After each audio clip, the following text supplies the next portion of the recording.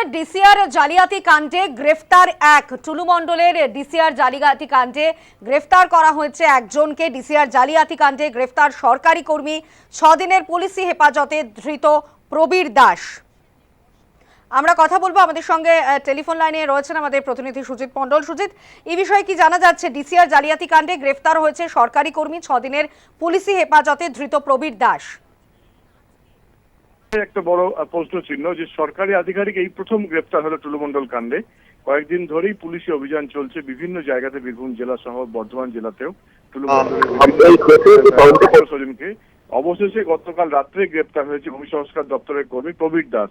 তার বিরুদ্ধে অভিযোগ যে এই ভূমি সংস্কার দপ্তরের আধিকারিক, বেলারো দপ্তরের আধিকারিক টুলু মণ্ডলের সঙ্গে যোগ ছিল এবং যে টোল গেটগুলি ছিল, অর্থাৎ ডিসিআর এর যে গেটগুলি ছিল, সেই গেটগুলিতে কোন সরকারি আধিকারিক সেখানে পোস্টিং পাবে তা দেখতেন এই প্রবীর বাবু, যার জন্য তাকে তার নাম অনেক জায়গাতে পাওয়া গেছে, বিভিন্ন সময় তার নাম এসছে এবং যে টুলু মণ্ডলের যে বাড়ির লোকজন বিভিন্ন সময় তার বাড়িতে তল্লাশি চালানো হয়েছে, সেখানে বিভিন্ন যে ডায়েরি উদ্ধার হয়েছে সেই ডায়েরিতে এই প্রবীর বাবুর নাম পাওয়া যায়, যার ফলে তাকে জিজ্ঞাসাবাদ করার জন্য তাকে গ্রেপ্তার করা হয়েছে এবং তাকে 6 দিনের পুলিশ হেফাজতে নেওয়া হয়েছে।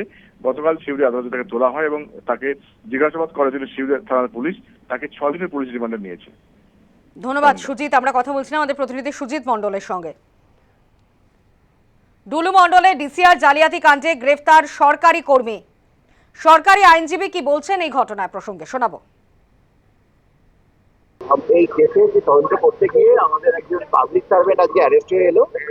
তিনি বিএলআরও ডিপার্টমেন্টের হেড ক্লার্ক আছেন এবং তার থেকে যে ধরনের এভিডেন্স পেয়েছে তার বেসিসে আমরা 10 দিনের পিসি পেয়ার চেয়েছি, কোর্ট 6 দিনের পেয়ার অ্যালাউ করেছে। 21 তারিখে আবার ওনার টুলু মণ্ডল এবং লোকেরা বিএলআরওকে বিভিন্ন সময় যে টাকা পয়সাগুলো দিত, সেই টাকা পয়সাগুলো কারা পেতো আর কারা কোন গেটে কাজ করতো সেই ব্যাপারে তদন্ত করতে গিয়ে এনার নাম উঠেছে এবং সেই ব্যাপারে আমরা পিসি পেয়ার করেছি। এবারে দেখা যাক পিসি থেকে বেরোলো। এখনো পর্যন্ত ওনাদের থেকে 5টা মোবাইল ফোন এবং আরো কিছু ডকুমেন্ট উদ্ধার হয়ে এসছে। আমাদের ইনভেস্টিগেশনটা চলছে। এনার ভূমিকা কি ছিল?